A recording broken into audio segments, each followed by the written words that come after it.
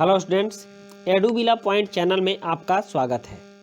आज हम करेंगे क्लास 7 के हिंदी की वर्कशीट नंबर 25 और यह वर्कशीट कुछ नई है और आज हम इस वर्कशीट को शुरू करने जा रहे हैं इस चैप्टर को। तो यहाँ कहा जा रहा है, प्यारे बच्चों, क्या आपने कभी किसी समारोह जैसे जन्मदिन, पिकनिक आदि का आयोजन किया है? आप जानते ही होंगे कि ऐसे किसी समारोह के आयोजन हेतु योजना बनाना और तैयारी करनी पड़ती है। आप लोग हर साल अपना जन्मदिन मनाते हो तो उसमें योजना बनाते हो, कौन कौन गेस्ट होंगे, उनके खाने का क्या प्रबंध होगा, कितना खर्च आएगा, कितने लोग आएंगे, किनको गिफ्ट देना भी होगा। तो इस सब तरह की बातें आप करते हो। समारोह के लिए क्या क्या सामान चाहिए, कितनी मात्रा में कितना व्यय या खर्च होगा आदि, इसका अनुमान भी लगाना पड़ता है। इसी प्रकार दक्षिण अफ्रीका से लौटकर गांधी जी ने अहमदाबाद में एक आश्रम की स्थापना की। अहमदाबाद में उन्होंने किस नदी के किनारे आश्रम की स्थापना की? इसका आंसर आप लोग कमेंट बॉक्स में बताइएगा। मैं आप लोगों को एक सॉफ्ट टारगेट दे रहा हूं कि अहमदाबाद में गांधी जी ने जो आश्रम की स्थापना की वह किस नदी के किनारे है? उसके प्रारंभिक सदस्यों तथा सामान आदि का विवरण हमें आश्रम का अनुमानित व्यय नामक पाठ में मिलता है। इस पाठ का नाम है आश्रम का अनुमानित व्यय, मतलब अंदाजन खर्च। आश्रम का अंदाजन खर्च, अनुमानित व्यय, इस पाठ का नाम है। और आइए इस पाठ से लिए गए इस गद्यांश को पढ़कर प्रश्नों के उत्तर देकर जाने कि हमने क्या सीखा। तो चलिए इस गद्यांश को पढ़ते हैं। ये जो उस चैप्टर से लिया गया है। आरंभ में संस्था मतलब आश्रम में 40 लोग होंगे। कुछ समय इस संस्था के 50 हो जाने की संभावना है। मतलब शुरू में 40 लोग होंगे लेकिन कभी कभी 50 भी हो जाएंगे। हर महीने औसतन 10 अतिथियों के आने की संभावना है। इस आश्रम में हर महीने में औसतन 10 अतिथि आ सकते हैं। इनमें 3 या 5 सपरिवार होंगे। मतलब 10 अतिथि में से 3-4 अतिथि या 5 अतिथि तक कुछ ऐसे भी होंगे जो अपने परिवार के साथ आएंगे। इसलिए स्थान की व्यवस्था ऐसी होनी चाहिए कि परिवार वाले लोग अलग अलग रह सकें और शेष एक साथ। मतलब जो परिवार वाले हैं उनको रहने का व्यवस्था अलग होनी चाहिए और बाकी लोगों के रहने की व्यवस्था एक साथ। कभी भी कोई बड़ा काम किया जाता है तो उस बड़ा काम को करने से पहले उससे संबंधित बहुत तरह की बातों का चिंतन किया जाता है कि आगे चल के इसमें कोई बहुत बड़ी परेशानी खड़ी ना हो। तो इसी तरह से जब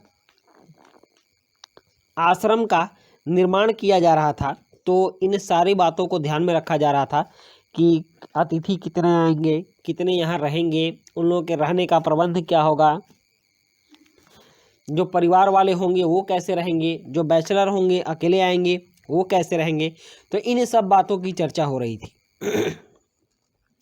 इनको ध्यान में रखते हुए 3 रसोई घर हों, मकान कुल 50,000 वर्ग फुट क्षेत्रफल में बने, सब लोगों के लायक जगह हो जाएगी।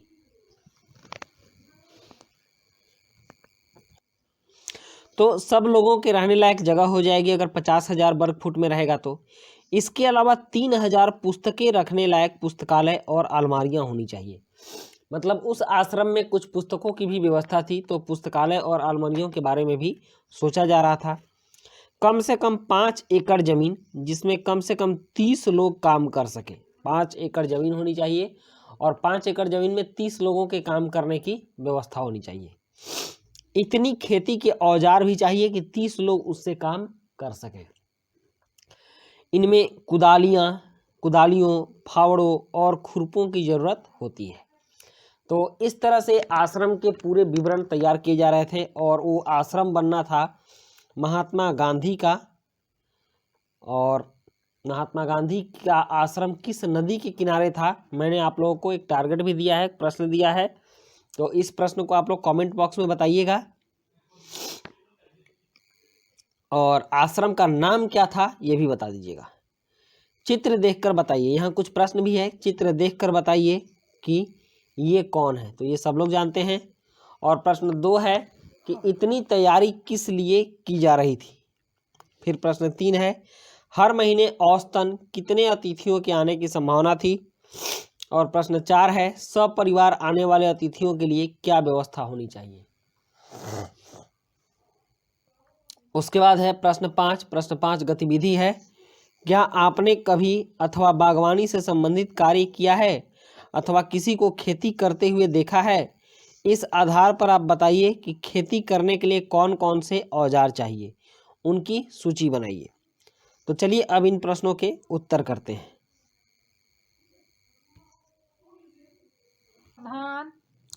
प्रश्न 1, चित्र देखकर बताइए कि यह कौन है। तो इसका उत्तर है यह महात्मा गांधी है।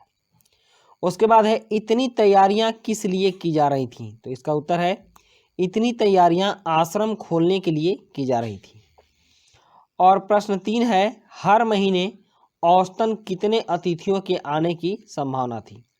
तो इसका उत्तर है हर महीने 10 अतिथियों के आने की संभावना थी। उसके बाद है सपरिवार आने वाले अतिथियों के लिए क्या क्या व्यवस्था होनी चाहिए।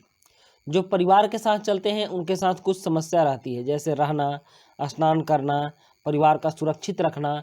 तो इन सब बातों का ध्यान रखना होता है। अगर आप कोई उस तरह की संस्था बना रहे हैं जिसमें लोग सपरिवार आए तो आपको इन सब चीज़ों का ध्यान रखना पड़ेगा। तो इसका उत्तर है सपरिवार आने वाले अतिथियों के लिए ऐसी व्यवस्था होनी चाहिए कि परिवार वाले लोग अलग रह सकें।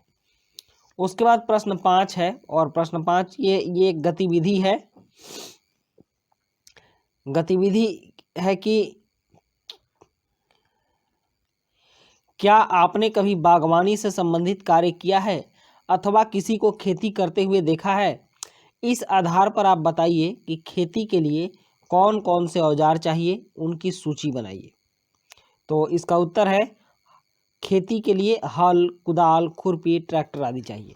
वैसे तो खेती के लिए बहुत सारे औजार की आवश्यकता पड़ती है। जैसे कि अगर आपके घर में कोई किसान होगा या आपके घर में खेती होती होगी तो आप देखे होंगे उसमें इतने सारे औजार होते हैं कि उसके लिए एक घर ही भरा होता है। लेकिन मूल रूप से अगर आपको छोटे स्तर पर भी खेती करनी हो तो उसके लिए पहले तो हल चाहिए। अगर हल नहीं रहेगी तो आप ज़मीन को जोतेंगे कैसे। उसके बाद कुदाल चाहिए। अगर छोटी मात्रा में आपको ज़मीन को जोतना हो या उसको खोदना हो तो ये काम कुदाल से हो जाता है। मिट्टी अगर पलटनी हो तो उसके लिए फावड़ा चाहिए, फावड़ा। और खुरपी चाहिए। अगर छोटे छोटे घास वगैरह निकालना हो तो उसके लिए खुरपी चाहिए। और बड़े स्तर पर अगर जुताई करनी हो तो ट्रैक्टर की आवश्यकता पड़ती है। तो ये सभी चीज़ें खेती के लिए चाहिए। और ये थी आपकी आज की वर्कशीट। आज की वर्कशीट के हमने सारे प्रश्न किए। मिलते हैं नेक्स्ट वर्कशीट में। Thank you.